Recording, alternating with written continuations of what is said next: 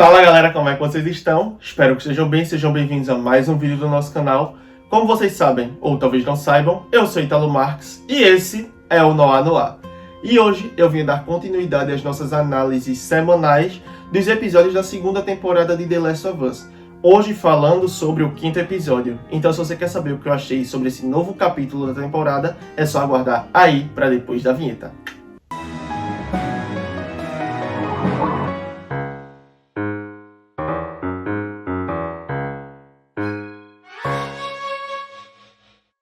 Bom, antes da gente começar, vocês sabem que eu tenho que vir aqui e pedir para vocês darem like no vídeo, se inscreverem no canal, ativar o sininho para não perder nenhuma das próximas notificações aqui do Noir, comentar, compartilhar, façam a parte de vocês daí, que a gente faz a parte da gente daqui para entregar conteúdo para vocês. Não vai custar nada para vocês, vai ajudar bastante a gente, desde já a gente agradece demais. Jabá feito, bora pro tema! O quinto episódio de The Last of Us se inicia com a Cold Open, onde nós vemos Han se reunindo com uma das sargentos ali, sob o comando dela, da WLF, e essa sargento está fazendo um relatório, aparentemente muito nervosa, com o que está acontecendo no hospital ali em Seattle, onde ela fala que eles entraram, viram que tinha alguns infectados, limparam o hospital dos infectados e começaram a vasculhar os andares para ver se tinham mais. Até que chegaram no subsolo. O primeiro nível do subsolo estava todo tranquilo, sem nenhum problema, o que fez com que ela mandasse a equipe prosseguir para o segundo nível. Essa equipe continha o melhor soldado dela, que ela designou para essa missão, e por um tempo ela não obteve resposta, até que quando ela conseguiu se comunicar com o soldado, ele estava extremamente ofegante, com dificuldade para respirar, e informou para ela que o fungo estava no ar no subsolo 2. Que tinha cordyceps em tudo que era lugar, nas paredes, no chão, no teto, e pediu que ela selasse o subsolo nível 2 e deixasse eles lá, porque não tinha mais jeito, eles estavam infectados e todos eles iam morrer. Então, ela fez isso, ela sacrificou a equipe dela e ela está profundamente abalada por conta disso, e ela está relatando tudo isso para Han, falando que o resto do hospital está totalmente usual, mas do subsolo 2 para baixo não dá para ir mais, porque está selado e está com cordyceps em todos os lugares. Sabendo disso, Han opta por manter a informação apenas restrita a um grupo seleto de pessoas, para que não se espalhe e as pessoas não fiquem com medo de frequentar o hospital pelo fato de ter um foco de cordyceps muito grande nos subsolos dele. E antes de encerrar a reunião, Han diz para a sargento que ela sente muito pelo filho dela, porque o soldado que ela mandou para o subsolo para vasculhar, o melhor soldado que ela tinha, era o filho dela. E é por isso que ela está extremamente abalada. Ela teve que sacrificar o filho dela em nome da missão. Após essa cena, temos a abertura e voltamos o foco a Ellie e Dina. Ainda no teatro, Dina está ouvindo a comunicação dos soldados da WLF através do rádio, enquanto ela está ali tentando fazer uma triangulação no mapa de Seattle para conseguir um caminho mais seguro até o hospital.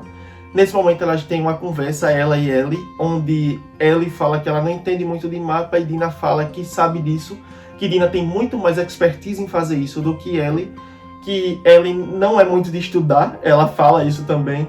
Então nós vemos que a cabeça naquela operação, a pessoa que monta as estratégias é na verdade Dina. Ellie é apenas a parte bruta da equipe. Depois disso, em uma cena rápida, enquanto Dina está fazendo a triangulação no mapa, Ellie vai explorar o teatro, ela encontra um violão lá no palco e ela dedilha mais algumas notas ali e faz uma menção a uma canção que Joel canta para Ellie no jogo. Ela canta um verso dessa música e depois coloca o violão lá, encosta quando Dina chega e diz que terminou de montar ali a rota que elas vão seguir para chegar até o hospital, e ela explica para Ellie que existem ali patrulhas bem espaçadas na área em que elas precisam atravessar, mas que existe um vácuo ali no meio, que é um prédio enorme, que ela julga ser um armazém, e que não tem ninguém patrulhando ali naqueles arredores, nem perto desse prédio, porque provavelmente devem ter infectados lá dentro e as pessoas estão evitando, mas elas, para evitar confronto com a WLF, vão ter que passar por dentro desse prédio. O que é uma loucura sem tamanho, mas elas decidem fazer mesmo assim. Enquanto elas estão caminhando na rota para o hospital, elas duas têm uma conversa inicialmente sobre o nome do bebê, mas depois elas acabam se deparando com mais um massacre de serafitas, onde nós vemos mais um grupo de serafitas assassinados e mais uma grafitagem na parede escrito Feel Her Love, que é o nome desse episódio aqui, Sinta o Amor Dela. Então, Isso faz com que Dina vomite mais uma vez e se sinta mal, afinal de contas ela está grávida. Ellie tem ali um certo momento em que ela se vê num dilema entre mandar Dina voltar ou continuar. E ela fala que ela não está pensando direito, que é melhor que Dina volte e ela continue sozinha, que Dina se abrigue lá no teatro e espere por ela. Mas Dina decide contar para Ellie um pouco sobre a história pregressa dela. Ela fala que vivia isolada em uma cabana na floresta em Santa Fé com a mãe e a irmã dela, nunca podia sair para brincar, a mãe era muito cuidadosa, mas um dia ela saiu para brincar, levou uma arma consigo, e quando ela voltou, um saqueador tinha invadido a cabana, tinha matado a mãe e a irmã dela, e aos 8 anos foi a idade em que ela matou alguém pela primeira vez, porque ela matou esse saqueador. E ela fala para Ellie que se esse saqueador tivesse escapado, ela teria caçado ele até os confins da terra. O que faz com que Ellie se identifique, porque ela está fazendo basicamente a mesma coisa com a pessoa que matou Joel. E com essa história, Dina faz com que ela entenda que Dina sabe como ela se sente. Mas Dina deixa ela diante da escolha. A partir de agora, você decide se a gente volta ou se a gente continua. E ela acaba optando por continuar. E as duas seguem adiante. Ao anoitecer, nós vemos elas chegarem ali nos arredores do armazém, do prédio que elas precisam atravessar. E, se esgueirando pelas sombras, elas conseguem entrar nesse prédio, desviando das patrulhas. Nós vemos as lanternas para lá e para cá, as pessoas vasculhando, mas elas conseguem entrar no prédio sem serem vistas. E, ao entrar lá, elas veem alguns corredores extensos, escuros, bem tenebrosos e assustadores, um lugar extremamente lúgubre, mas elas continuam ali adiante, porque à primeira vista está tudo tranquilo, não tem nenhum infectado, nenhum sinal, mas elas estão prosseguindo com cautela. Até que elas chegam a um tipo de depósito dentro do prédio, e elas escutam alguns barulhos de infectados. Ao olhar ao redor com a lanterna, elas acabam vendo um, que elas julgam ser apenas um, elas não esperam que tenham muitos ali, até porque, pelo fato de terem lanternas e pessoas fazendo patrulha ali em volta, é pouco provável que tenha uma horda ali, porque uma horda jamais ignoraria a presença de pessoas do lado de fora do prédio ali, constantemente, durante todos os dias. Então, elas estão confiantes de que vai ser poucos infectados, mas, ao olhar com mais atenção, elas veem que tem um monte de infectados dentro desse depósito, e esses infectados não são instaladores, eles são infectados como o que Ellie enfrentou no supermercado. São stalkers. Eles são os infectados que têm a capacidade de raciocinar, eles são estratégicos. Então nós vemos que Ellie pede para Dina correr para dentro de uma grade, onde ela vai poder se proteger, enquanto Ellie vai tentar eliminar os infectados, porque ela é imune, então se ela for mordida não vai fazer diferença. E ela pede que Dina faça isso, Dina obedece, ela acaba tendo que usar armas, e Dina tinha pedido para ela não fazer isso por causa do barulho, para não atrair os soldados da WLF. Ela fala que era melhor que elas usassem apenas facas e quando se mostrassem ineficientes, elas simplesmente corressem. Mas, diante dessa situação, ela acaba tendo que usar arma, e Dina também usa, elas disparam, mas a situação fica cada vez mais difícil porque os infectados começam a perseguir as duas. Um infectado começa a arrancar a grade de onde Dina está, quase conseguindo alcançá-la. Ellie perde totalmente o controle da situação porque ela está sendo atacada por muitos infectados, mais do que ela consegue dar conta. E a situação está bastante difícil, parece que elas não vão conseguir sair dali, até que alguém surge e mata todos os infectados com um tiro na cabeça, e estende a mão para ajudar ele a levantar do chão ali. E, a princípio, nós vemos que ele fica ali meio que em êxtase, achando que se trata de Joel, até que a pessoa levanta ela do chão e, quando mostra o rosto, nós vemos que é Jesse, que está ali. Ele consegue salvar elas, tirá-las daquela situação, e ele conta que ele foi atrás delas, junto com Tommy, na noite seguinte em que elas saíram de Jackson, e que Tommy cobriu outra parte da cidade para otimizar o tempo e eles conseguirem mais chances para encontrar as duas. E ao sair do armazém, eles acabam chamando a atenção de alguns soldados da WLF, tem uma troca de tiros, mas eles conseguem fugir para dentro de um parque, no qual os soldados da WLF não querem entrar. Eles evitam essa área. E aí eles acham que é porque tem algum infectado, mas eles decidem seguir por ali mesmo porque eles estão a salvo dos soldados. Mas não se trata de infectados. Escondidos ali dentro do parque, eles acabam se deparando com alguns serafitas. Pela primeira vez, eles se deparam com serafitas vivos. E esse grupo de serafitas encontrou um soldado da WLF, capturou e está ali torturando ele em nome da profetisa, que é a divindade a quem eles seguem, a quem eles obedecem. E é uma cena brutal, porque a forma que eles assassinam esse soldado da WLF é extremamente fria, é extremamente cruel, mas eles fazem isso em nome desse fanatismo religioso que eles têm, em nome da divindade a qual eles seguem, e para eles está tudo bem. A gente vê isso dentro da cena. Enquanto Ellie, Dina e Jesse estão chocados com o que eles estão vendo ali. Porque é realmente chocante, é uma cena bem bizarra. Eles acabam sendo vistos por alguém ali, dos Serafitas, o que resulta em Dina sendo flechada na perna, o que faz com que Jesse pegue Dina e leve embora. Ellie pede que ele leve Dina para um local seguro e ela vai encontrar eles depois, porque eles acabam se separando. Ellie consegue despistar os Serafitas, mas em vez de voltar para onde Jesse e Dina estão, ela acaba encontrando a rota para o hospital e ela segue para lá porque o desejo de vingança fala mais alto. No hospital, nós temos Nora cuidando ali dos feridos, dos soldados da WLF que estão precisando de cuidados médicos. E quando ela vai até a sala onde estão os medicamentos ali, ela acaba encontrando Ellie, esperando por ela lá. Ellie confronta ela, pergunta se ela lembra quem Ellie é. E aí elas têm uma conversa sobre Joel. Nora fala pra ela que ainda lembra dos gritos de Joel, que ele não deveria ter visto aquela cena, que ninguém deveria ter visto, mas que Joel teve o que mereceu. E a partir daí começa uma perseguição dentro do hospital. Nora chama a atenção dos soldados que estão ali pra atirarem em Ellie, mas Ellie vai perseguindo ela ali, consegue se desviar, tenta atirar nela também, não consegue, não obtém êxito, até que Nora se vê encurralada e começa a descer pelo fosso do elevador. Ellie vai atrás dela e elas acabam chegando ao nível 2 do subsolo. Como a informação sobre a total infecção desse andar do hospital foi vetada por Han Ha-Han, Nora não faz ideia do que está acontecendo lá embaixo. E é por isso que ela vai para lá.